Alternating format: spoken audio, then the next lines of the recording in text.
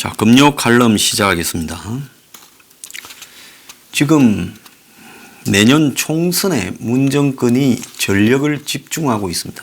제가 어제 뉴스 브리핑 일부에 말씀드렸듯이 이들은 대미관계, 또 호남 정서와 또 부산파의 주도권 사이의 갈등, 또 더 나아가서 친서민과 재벌 사이의 갈등, 그리고 과거와 미래와의 갈등, 이런 다양한 지금 변수들을 지금 온몸을 던져서 나름대로 이런 다양한 갈등들을 온몸을 던져서 이렇게 덮어놓고 밀고 가려고 하고 있습니다. 그런데 이들이 지금 어떻게 할 수 없는 가장 큰 딜레마는 경제 부분이다. 그래서 문재인이 어제 열린 국가재정전략회의에서 재정 투입을 과감하고 적극적으로 하겠다고 합니다. 지금 매년 추경을 취임 이후에 편성할 정도로 돈을 많이 풉니다. 그래서 경제는 나쁜데 돈을 풀어서 하나마나한 의미 없는 일자리, 용돈 주기 일자리들을 만들어 놓고 그래도 취업률이 어느 정도 유지되고 있다고 스스로 자자찬하고, 그리고 경제가 나쁘지 않다. 그래서 통계와 현장의 차이가 곧 느껴질 거라고 대통령이 그야말로 꿈속을 헤매는 듯한 소리를 하고 있습니다. 경제를 망쳐놓고 20년 집권을 하겠다고 감히 큰 소리를 치고 있고요. 그리고 계속 버티기로, 경제가 나쁘지 않다라고 버티기로 국민을 속이려 합니다. 언제까지 국민을 이런 식으로 속일 수는 없다고 봅니다. 잠깐 한두 해는 속일 수 있어도 곧 들통이 나고 아마 무언가가 IMF 같은 도저히 국가적으로 견딜 수 없는 경제적 환란이 터질 거라고 보고 있습니다. 그래도 이들이 생각하는 것은 그것은 나중의 문제고, 지금 중요한 것은 결국 내년 총선까지 덮고 총선 때에도 경제가 회복되고 있다고 그야말로 좀 기이한 주문을 스스로 외면서 그 주문을 국민이 믿어주기를 바라는, 그야말로 완전 사이비 종교 같은 황당한 희망 고문석으로 국민들을 동참할 것을 강요하고 있습니다. 자, 그러면서 그야말로 모든 일을 국민의 세금으로 해결합니다. 주 52시간 때문에 버스 파업이 생겼습니다. 근데 그 버스 파업을 국민의 주머니를 털어서 버스료를 올려주고, 또 버스 기사들의 임금을 올려주고, 그리고 그런 들어가는 비용에 모자라는 부분은 준공영제를 확대해서 국가가 메꿔주는 식으로 끝냈습니다. 결국 주 52시간으로 안 해도 될 걸 사고 쳐서 2조 가까운 돈을 국가가 메꾸고 있습니다. 자, 무료 노동을 우편 집배원들에게 강요함으로써 이틀 사이, 만 하루 사이에 집배원 3명이 숨지는 사태가 지금 일어나고 있습니다. 택시 기사들에게는 이 정권의 특정 IT 기업과의 설명하지 못하는 유착행위 때문에 택시 기사가 4명이나 지금 분신을 하고 있고, 친서민 정권에서 서민 자영업들이 거의 다 붕괴해 가고 있습니다. 자, 그럼에도 불구하고 자신들의 지지율은 40% 후반 머물고 있다고 우기고 있어요. 저들한테 줄 서 있는 여론조사 회사들이 그야말로 만들어주는 지지율에 스스로 도취되어서 자신들 지지율이 40%대 후반에 있다. 여론조사 공정에서 이야기하는 33% 수준이 저 정권의 지지율일 거라고 저는 보고 있습니다. 보수진영 일각에서 문재인 지지율이 2%니 하는 황당한 소리들은요, 오히려 문 정권을 더 강화시킬 수 있는 것이니까 우리가 냉정하게 좀 바라봐야 된다. 자, 그런데 보수진영의 이중성도 문 정권의 이런 일방통행을 부채질하고 있습니다. 여론조사를 안 믿으면 한국당의 지지율이 민주당의 1.6%까지 쫓아갔다라는 지지율도 안 믿어야 되는데, 자, 이해찬이 그러다니까 저거 편을 드는 여론조사 회사를 또 이해찬이 한마디를 했습니다. 그야말로 한국당으로 하여금 크게 무리수 두지 말고 이런 식으로 청와대나 민주당과 적당히 그냥 이렇게 따라오면 지지율이 계속 올라가니까 한국당은 뭐 장외투쟁이니 무리수 두지 마라. 이게 한국당의 지금 황나 체제에 주어진 미션이었어요. 자, 그래서 지금까지 이렇게 잘 따라오고 있는데 이해찬이가 또 당의 입장에서는, 청와대 입장에서는 그것이 좋을지 몰라도 당의 입장에서는 불쾌하다고 한마디를 했습니다. 이거 참 이상한 조사 결과다라고 한국당과 민주당 차이가 1.6%인 것을 지적하자. 그러자 말자 곧바로 13.1%, 7배가 더 벌어져 버린 내용이 나왔습니다. 그래서 리얼미터의 이 조사에 대한 신빙성을 이번에는 한국당이 걸고 넘어졌습니다. 정말로 어리석지 않을 수 없지요. 1.6% 붙어 있다라는 게 가짜였는데 그 가짜를 하청한 것은 이해찬의 모회사인데 자회사가 좀 불쾌하다고 한마디 하니까 여론조사회사가 또 자회사 의식한다고 13.1%나 벌려버렸어요. 그러니까 이번에는 또 한국당이 이거 이해찬이 말을 하니 고무줄처럼 여론조사가 쭉 늘어졌다. 신뢰에 문제가 있다라고 지금 지적을 했습니다. 그럼 왜 일주일마다 일이 됐냐 하니 또 여론조사 회사의 해명도 가관입니다. 나경원의 문재인 지지자 혐오 달창 발언과 황교안이 5.18 기념식에 참석하는 부분에 대한 논란, 그리고 황교안이 이 불탄일 날 예법 논란, 참 이런 것 때문에 국민들이 한국당의 지지율을 떨어뜨렸다고 합니다. 어차피 5.18 논란을 불러일으키는 사람은 한국당 지지할 사람은 전혀 아니고요.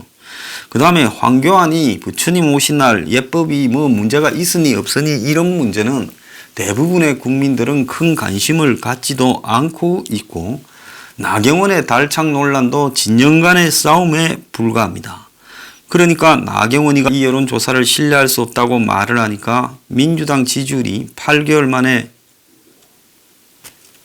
최고치를 기록했습니다. 자, 그래서 이제 서로가 더 이상한 조사, 더 이상한 조사라고 지금 하고 있는 일들이 벌어졌습니다.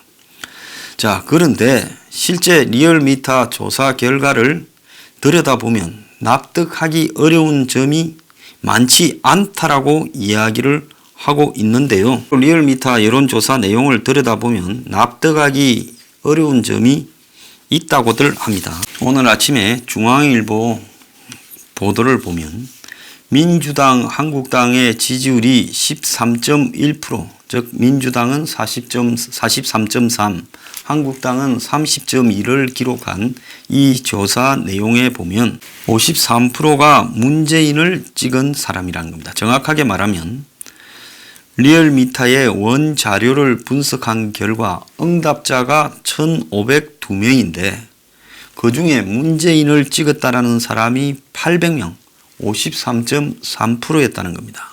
홍준표는 195명, 13%, 안철수는 175명, 11.7%, 유승민이는 84명, 5.6%, 심상정은 63명, 4.2%, 그 외 기권이 110명으로 7.3%였다는 겁니다. 그러니까 이 모집단이 지난 대선 때 득표율과 상당히 차이가 있어요. 문재인은 전체 유권자, 그러니까 투표에 참가하지 않은 자관 투표권이 있는 전체 유권자로부터 31.6%를 얻었습니다. 그런데 이걸 이번 조사에 대입하면 문재인을 찍었다라는 사람은 475명이 나와야 되는데 리얼미터 조사에서는 800명이 나왔다는 겁니다. 그건 2배가 나왔어요. 반면에 홍준표, 안철수 등은 실제보다 턱없이 적었어요. 홍준표는 18.5. 그러니까 이거는 대선 때 득표율이 아니라 전체 투표자의 그 홍준표 찍은 사람, 그러니까 기권한 사람까지 포함해서 비율입니다. 18.5가 돼야 된다는 거죠. 자, 그런데 홍준표를 찍은 사람은 그대로 하면 278명이 돼야 되는데 195명밖에 안 됐고 안철수도 실제보다 훨씬 적었다는 겁니다. 그러니까 문재인에 대한 지지는 과대 반영되고 홍준표 안철수 지지층의 여론은 과소 반영됐다는 겁니다. 자, 그런데 이것이 뭐 의도적으로 했니 안 했니를 떠나가지고 이런 조사를 해놓고 사실상으로 마음대로 때로는 이 한국당을 좀 올려줬다가 필요가 있을 때는 또 때로는 짱 낮췄다가를 마음대로 조절하고 있습니다. 그래서 한국당 지지와 민주당 지지가 1.6%일 때 호남에서 한국당이 22.7%를 기록하게 만들었다는 겁니다. 리얼미터가. 이건 말이 안 되는 이야기죠. 어떻게 한국당이 호남에서 22.7%가 나와요? 자, 그래서 한국당의 지금 5.18 폄훼 논란이 지속되고 있는데 이 지역에서 한국당 지지율이 이렇게 나올 수가 없는 거 아니겠습니까? 실제로 10일 갤럽 조사에서는 호남에서 한국당 지지율이 2%였습니다. 이게 현실적이죠. 갤럽의 10일 조사에서는 서울과 인천, 경기에서 한국당 지지율이 24%였는데 리얼미터에 둘이가 바짝 민주당, 한국당이 붙었다는 9일 조사에서는 한국당의 서울 지역이 42.5, 인천, 경기가 23.4로 건 2배가량 차이가 났다는 겁니다. 그런데 갑자기 이 조사가 16일 조사에 일주일 뒤에 이 민주당과 한국당이 13% 차이가 났다라는 조사에서는 서울이 30.4, 인천, 경기가 28.4로 비슷해졌다는 겁니다.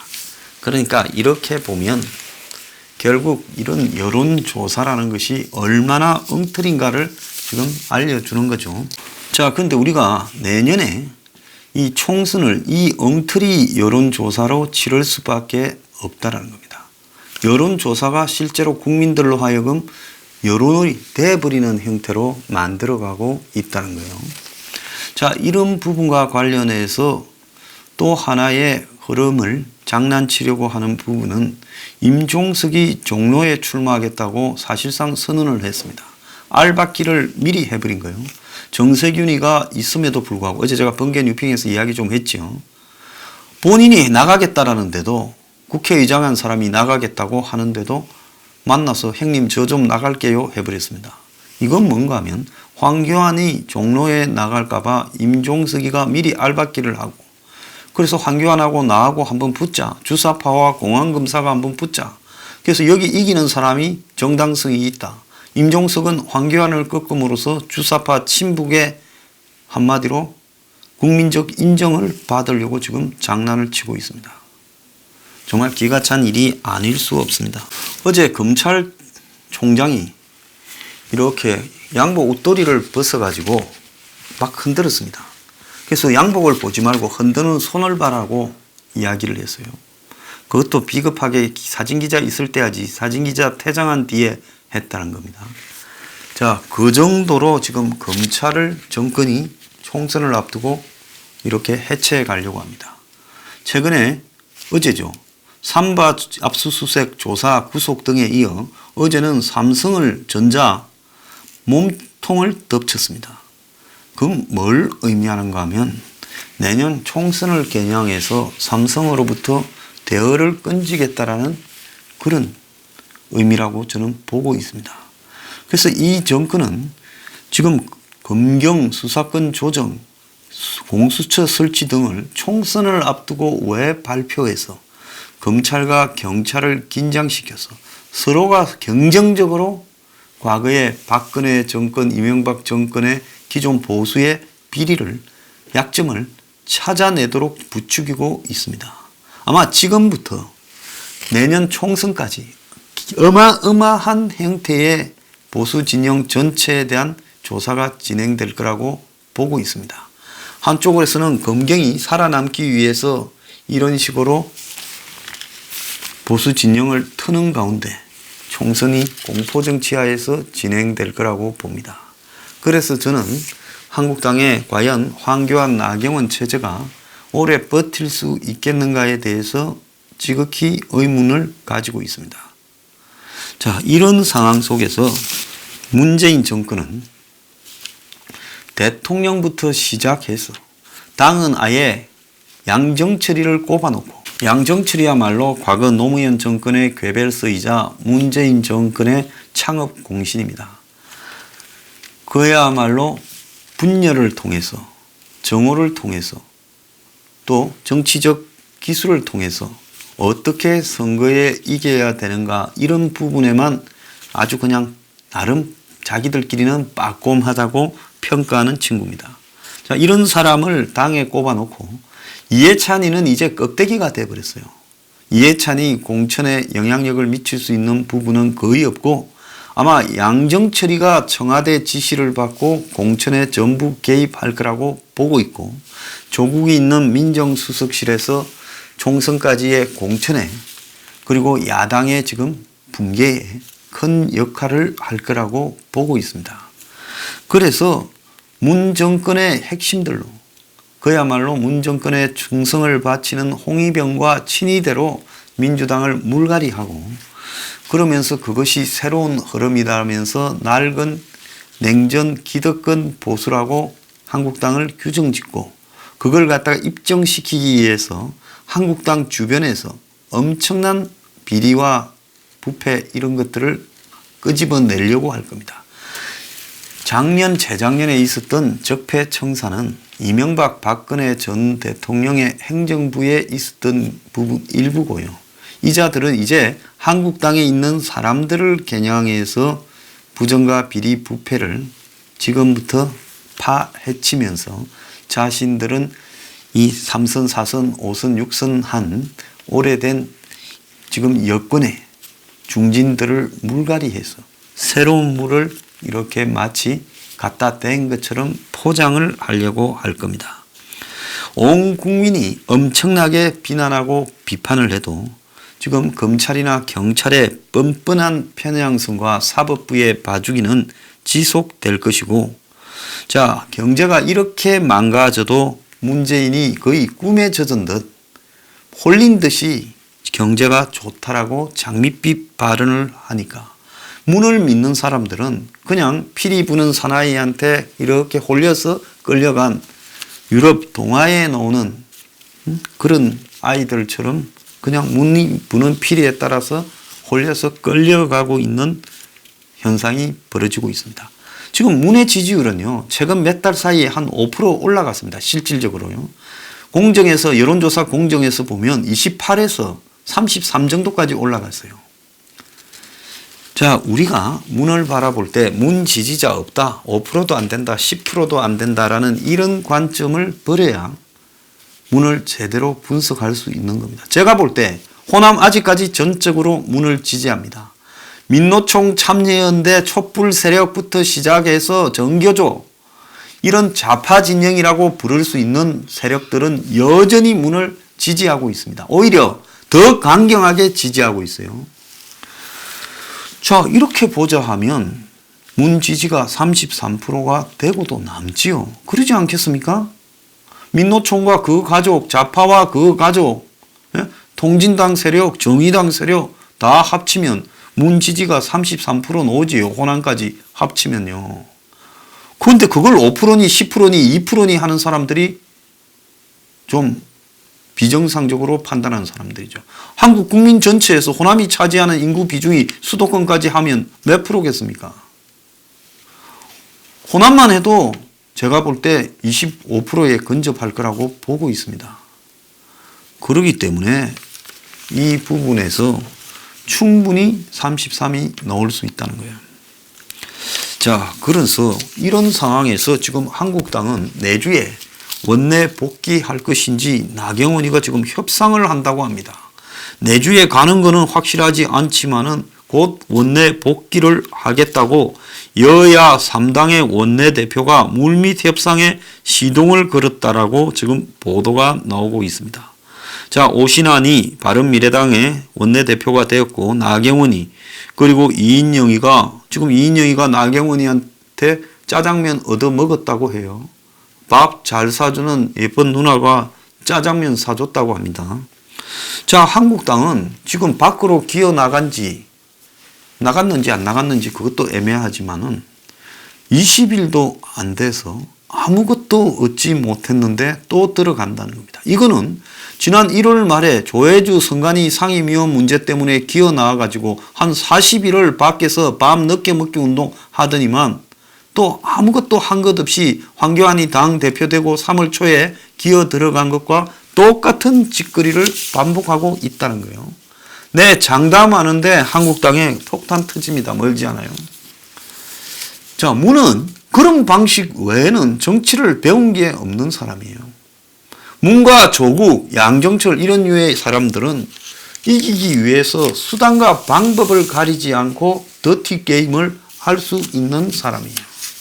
그런데 지금 한국당에 저렇게 안이하고 한마디로 용기도 없고 소신도 없고 겁은 더럽게 많은 사람들이, 전략도 없는 사람들이 이기려고 수단과 방법을 가리지 않는 하이에나 떼 같은 사람들을 어떻게 이길 수 있겠느냐. 싸움에도 레벨이 있다는 겁니다. 그래서 이들로는 지금 당할 수가 없어요. 저 좌파, 친북 좌파 패거리들을요.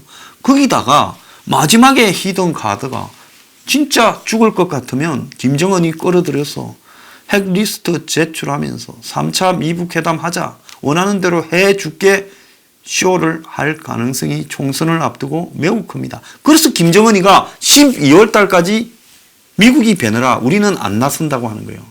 제가 전에 몇 번이나 이야기했잖아요. 올해는 어차피 문재인이나 김정은의 스케줄로는 쉬고 가는 타임이다. 제가 전에 그랬잖아요. 그래서 하노이 회담이고 뭐고 형식적으로 만나는 거다.